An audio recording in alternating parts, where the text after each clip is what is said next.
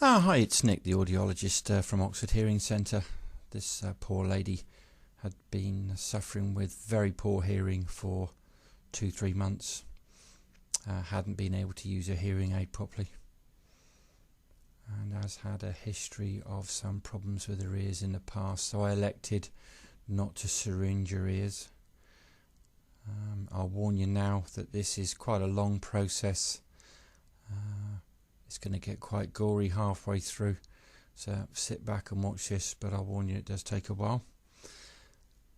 We're just slowly removing, excavating some of this wax. It's quite fresh, very fresh wax in fact. You can tell that by the colour. It's a very clear yellowy colour.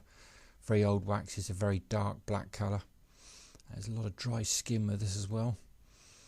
So I'm just clearing away most of this fairly fresh debris from the first third of her ear canal.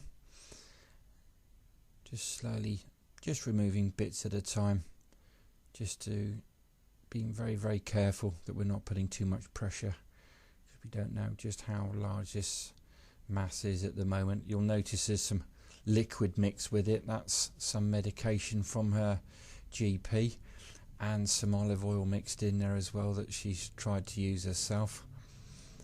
So you'll notice little bits of that sort of all trapped in the folds of the wax. It's not an infection, it's just literally medication and olive oil. Just removing a bit more of this now, and things are starting to become a bit more clear that this is a bit more serious than just wax. Absolutely large, huge amounts of wax being removed all the time. And if you can see in that top corner there's that sort of white fluffy cotton wool looking appearance, and that's the first warning signs that this is just a bit more serious than there we go, a bit more serious than just wax. That is not cotton wool, by the way, folks. I don't think she's got a cotton wool bud stuck there.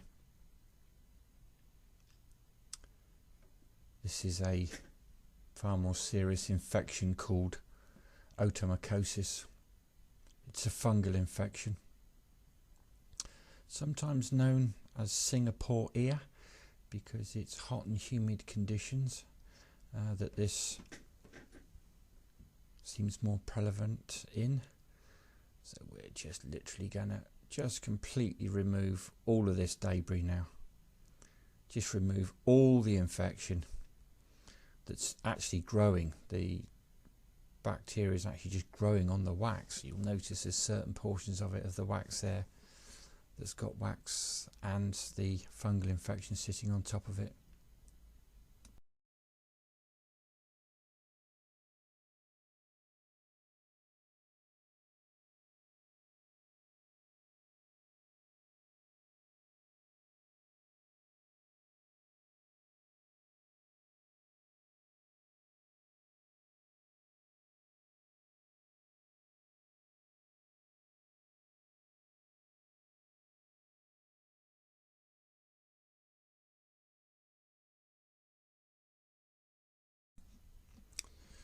I've got to say that I've actually condensed this video down for you.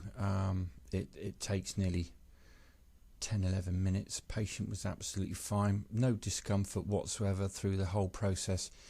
She was actually embarrassed by the amount of wax that I'm removing, but that's through no fault of her own. What I believe happened is that this infection, this otomycosis, this fungal infection, has obviously spurned her ear canal, or the wax glands, to produce more wax to try and protect itself, and that's exactly what's happened.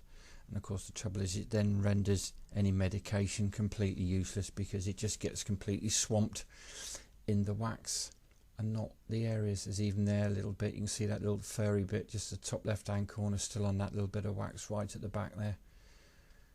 There's a good chance if we can remove most of this wax. I want to try and get as much of this as possible, so that it gives the chance of any medication that she's going to have a good chance to work. And I can tell you by about now my hands are beginning to ache holding the camera and the instruments. My patient was very stoic. She just sat there and was fascinated, though embarrassed by the amount of wax that was coming out.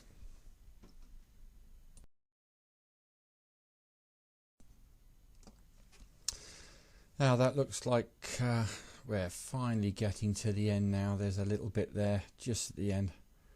There we go. That's the main bulk has now been removed. There's just a little bit left over. Just a few bits and pieces that I'm just going to tidy up. Just try and remove every little, without making the patient's ear sore, of course. We don't want to actually make things worse. But I have to say that it's not too red. I'm surprised it's not a lot redder than it was. We're very lucky to pick this up. This could have caused us some very serious problems. That could have spread quite quickly. And of course, being buried in amongst that wax, nobody had been any the wiser, and that could have done quite a lot of damage to her eardrum and her ear canal if it had been left for any great time. It would have caused her a lot of pain and discomfort as well. But you can see even on that little bit of wax there's a little bit of the fungus just on the top of that. So I'm just going to clean that all off now. It removes most of the wax there without causing any discomfort to the patient. There's a few little bits and pieces that we're just going to clean, but I'm sure you'll agree, absolutely amazing the amount of wax that we've removed from that, and that's built up literally within 2 months.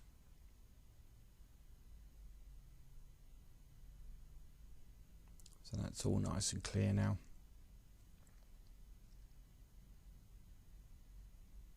Just leave that little bit there. I don't think if we removed any more. And these are just the huge bits and pieces that are removed out of the patient's ear. And hopefully she'll make a full recovery.